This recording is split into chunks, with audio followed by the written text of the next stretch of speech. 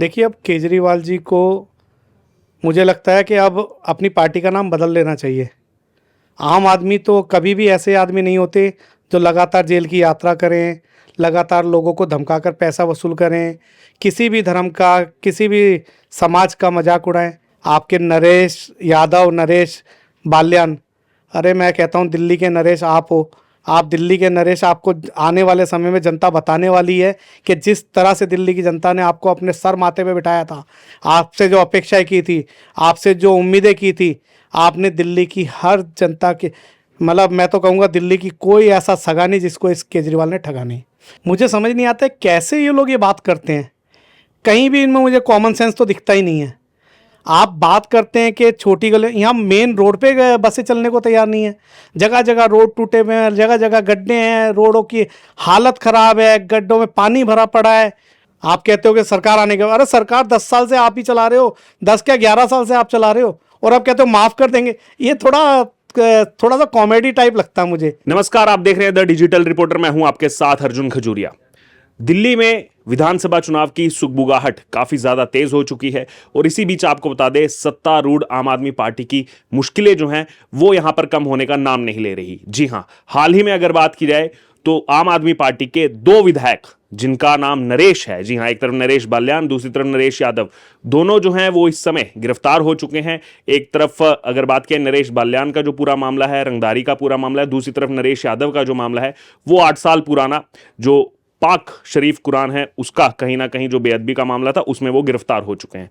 तो अब यहां पर ये दो नरेश के गिरफ्तार होने से जो अपने आप को दिल्ली नरेश मानते हैं अरविंद केजरीवाल, उनकी कितनी मुश्किलें बढ़ने वाली हैं, आइए हमारे साथ इस समय इस खास चर्चा के लिए मौजूद हैं भूपेंद्र गोठवाल, भारतीय जनता पार्टी के जो है यहाँ पर वरिष्ठ नेता हैं, पूर्व में दिल्ली एससी मोर्चा बीजेपी के जो है अध्यक्ष भी रह चुके हैं। भूपेंद्र जी, आपका स्वागत है हमारे इंटरव्यू में। नमस्ते। कैसे आप इसको देखते हैं? चुनाव से ठीक पहले वैसे इनके कई नेता गिरफ्तार हो चुके हैं, अरविंद केजरीवाल खुद भी जेल की सजा काट कर आए हैं, लेकिन अब यहां पर दो नरेश का गिरफ्तार होना, ये आने वाले चुनाव में कितना बड़ा इंपैक्ट करेगा आम आदमी पार्टी को? देखिए, अब केजरीवाल जी को मुझे लगता है कि अब अपनी पार्टी का नाम बदल लेना चाहिए। आम आदमी तो कभी भी ऐसे आदमी नहीं होते जो लगातार जेल की यात्रा करें, लगातार लोगों को धमकाकर पैसा वसूल करें, किसी भी धर्म का, किसी भी समाज का मजाक उड़ाएं, या किसी भी ऐसी जो संदिग्ध चीज़ें उसमें कहीं ना कहीं इनके पार्टी का हर विधायक, पार्टी का कार्यकर्ता, सभी लोग इन्वॉल्व हैं। और उसको आम आदमी पार्टी के हमारे मुखिया माननीय श्री अरविंद केजरीवाल जी उसको बार बार छुपाते हैं। आपके नरेश यादव, नरेश बाल्यान, अरे मैं कहता हूँ दिल्ली के नरेश आप हो।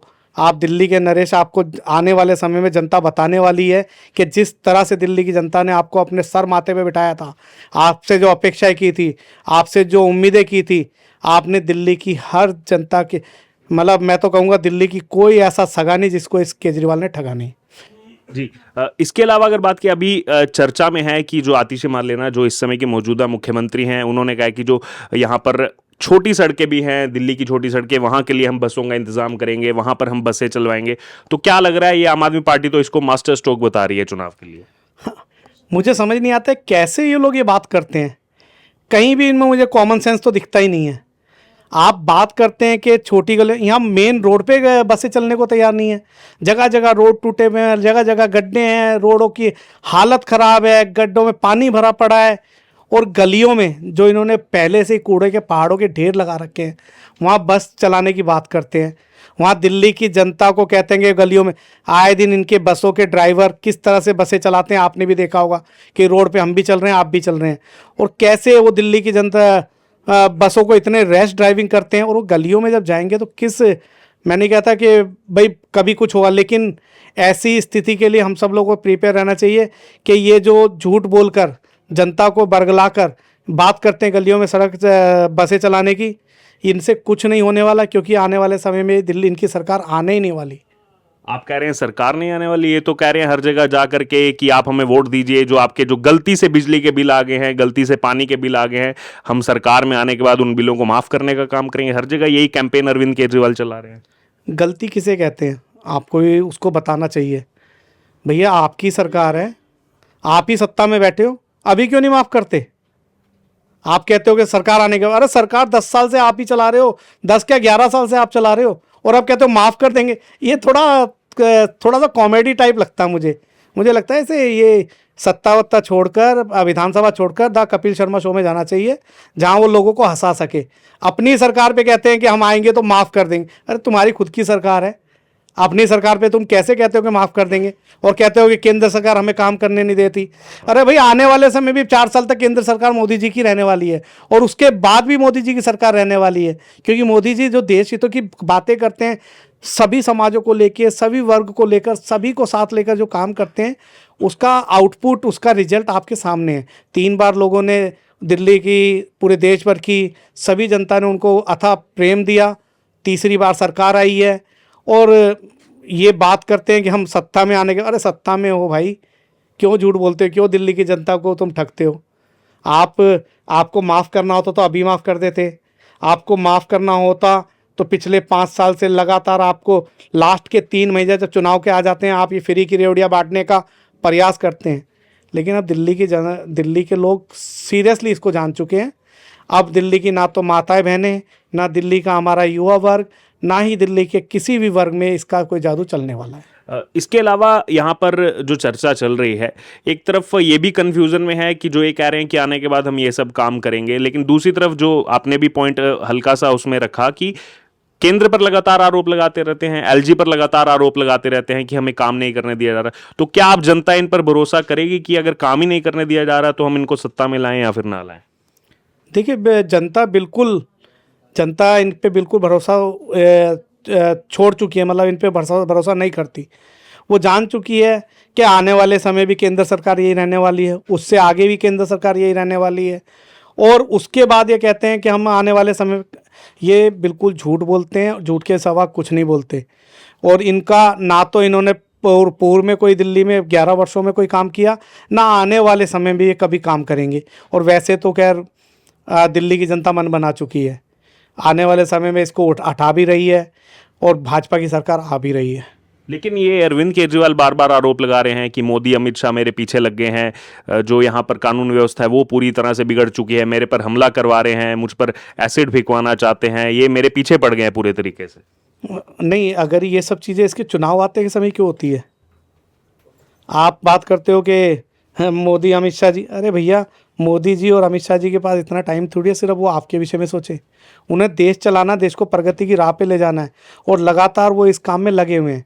आप ये चुनावी स्टंट, अब जनता को पता है सब, कि पूरे 4.5 साल, पौने 5 साल तक आपको किसी ने थप्पड़ नहीं मारा, और आप थप्पड़ मार रहे हैं। ये सब मैनिपुलेटेड है, ये खुद करवाते हैं। पहले भी एक दो बार ऐसे आरोप खुल भी चुके हैं। इन्हीं के कार्यकर्ता होते हैं, इन्हीं के लोग होते हैं, उससे थप्पड़ पड़वाते हैं, कभी शाई फिकवाते हैं, कभी एसिड फेंकने की धमकी। ये खुद ही इनके मैनिपुलेटेड चीज़ें हैं। और मैंने अभी कहा ना आपसे कि इसको कपिल शर्मा शो में जाना चाहिए। ये बहुत अच्छे एक एक्टर बन चुके हैं।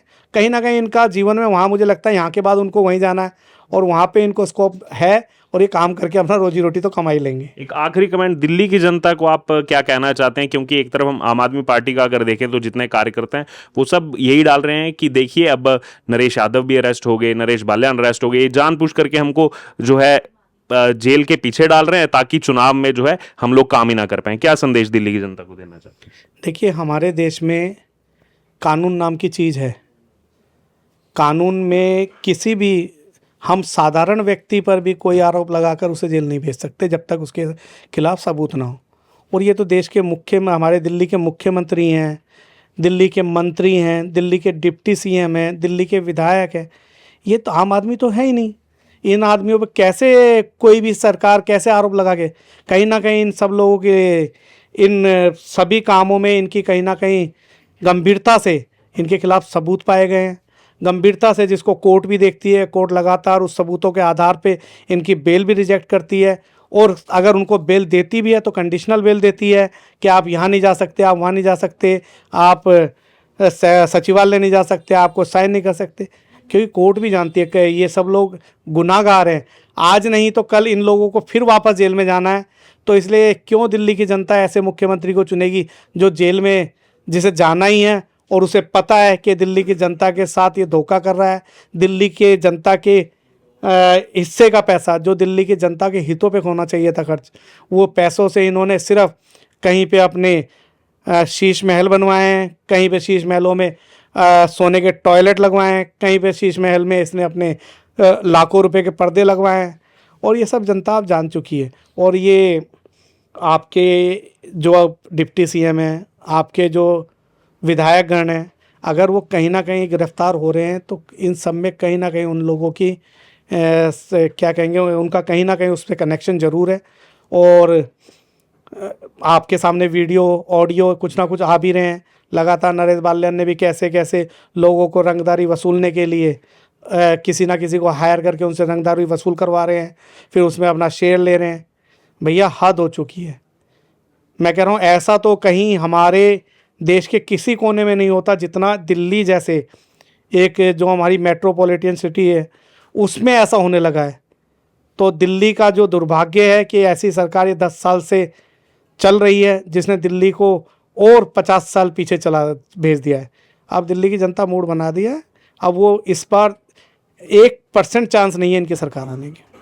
तो ये आपने सुना हमारे साथ भारतीय जनता पार्टी के वरिष्ठ नेता भूपेंद्र गोडवाल जी को, जिन्होंने इस समय जो करंट दिल्ली के अंदर सिनेरियो चल रहा है आम आदमी पार्टी को लेकर के, जो इस समय मुसीबतें बढ़ी हुई हैं आम आदमी पार्टी की, और दूसरी तरफ वो विक्टिम बनने का जो प्रयास कर रहे हैं उसको लेकर के पूरी चर्चा हमने इनके साथ की। आपकी इस पूरी चर्चा से जो राय हो आप जरूर हमारे साथ कमेंट बॉक्स में शेयर करें और बने रहें तमाम अपडेट्स के लिए द डिजिटल रिपोर्टर के साथ।